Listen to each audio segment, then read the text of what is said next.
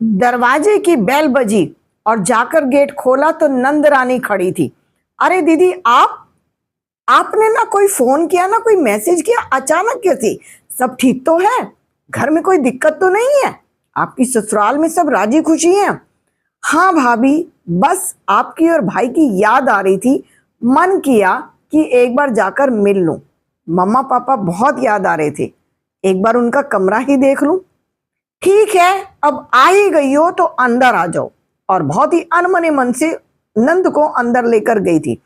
बैठो दीदी, मैं पानी लेकर आती हूँ। और पानी लेने चली गई थी। पानी लेकर आई थी, लो दीदी पानी पी लो। और एक बात बताओ भाभी, क्या मैं ये जो बैग है मैं माँ के कमरे में रख दूं? अरे दीदी, कैसी बातें करती हो? अब वो माँ का कमरा कहाँ रह गया है? वो मैंने बच्चों के पढ़ने लिखने का कमरा बना दिया है। एक कमरा तो, दो ही तो कमरे हैं इसमें। एक कमरा तो हमारा पहले ही था, एक मम्मा पापा का कमरा था, उसमें मैंने बच्चों का बेड लगा दिया और बच्चे ही उसमें पढ़ाई करते हैं।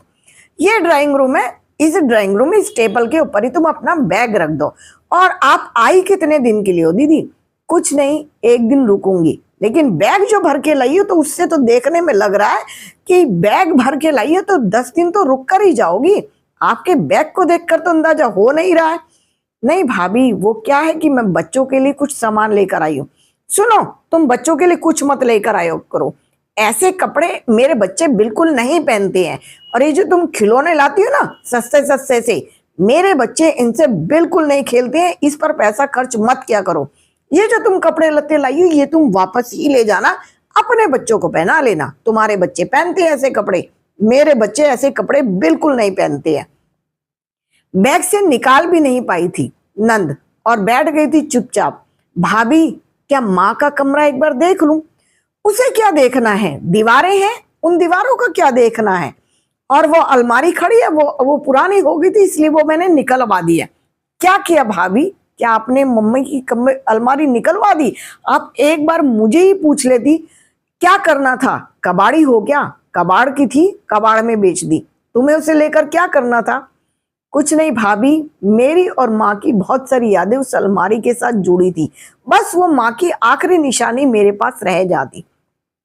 कोई नहीं, तुम बैठो, मैं चाय बनाकर लाती हूँ। और रसोई में चली गई थी भाभी और जाकर अपने पति को फोन किया था। सुनते हो जी, आज तुम्हारी बहन मुंह उठाकर चली आई है, ना तो एक बार भी फोन किया है ना कोई मैसेज किया है। ऐसे भी कोई किसी के घर जाता है क्या? और मुझे तो लगता है कि वो यहाँ रहने के लिए आई है। एडजस्टमेंट अपना ही नहीं हो पाता और वो मुंह उठाकर चल देती है। बहन आई है, लेकिन इतने दिनों के बाद वो क्यों आई है? मैं क्या जानूं, पता नहीं उसकी ससुराल में सब ठीक है भी या नहीं भी है। और एक और है, मेरा और काम बढ़ा दिया। वैसे ही बरसात में सब कीचड़ कीचड़ हुआ पड़ा है सारा, अब मन नहीं लगता है। और ऊपर से इनके खाने और नाश्ते की टेंशन लो, उसको अलग से बनाओ। सुनो, शाम को कुछ लेकर आना, मैं कुछ भी नहीं बनाऊंगी। एक बात मैंने कह दिया, मैं किसी के लिए कभी भी कुछ भी नहीं बनाऊंगी। तुम्हारी बहन तुम ही जानो। अच्छा भगवान, उधर से पति बोले थे कि मैं लेता हुआ आऊंगा। और इतनी जोर जोर से बातें कर रही थी कि नंद के कानों में सारा एक एक शब्द साफ सुनाई दे रहा था।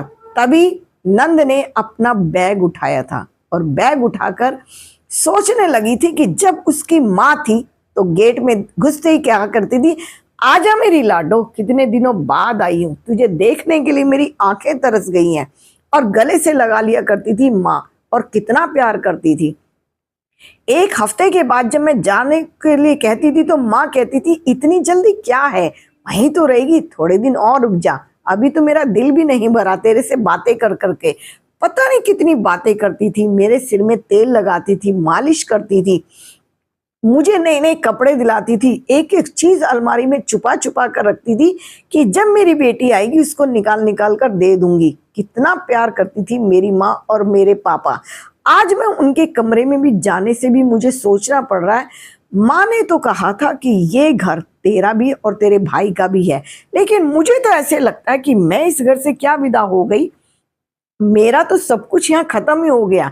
माँ बाप के जाने से जैसा मेरा मायका पूरी तरह खत्म हो गया और यहाँ तो भाभी भाभी है। ऐसे लगता है जैसे मैं कभी इस घर में पैदा ही नहीं हुई थी, मैं इस घर में कभी पली बड़ी नहीं थी।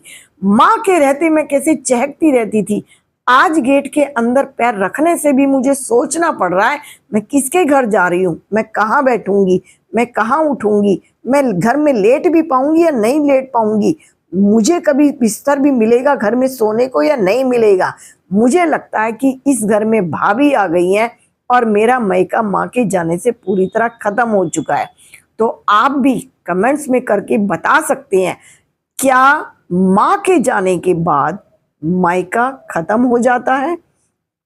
भाभी, अगर आपकी भाभी ऐसा होती तो वो क्या करती? क्या भाभी ऐसा ही व्यवहार करती? आप मुझे कमेंट्स में बता सकते हैं। वीडियो को लाइक कीजिए, शेयर कीजिए, सब्सक्राइब कीजिए और खुश रहें, मस्त रहें, व्यस्त रहें।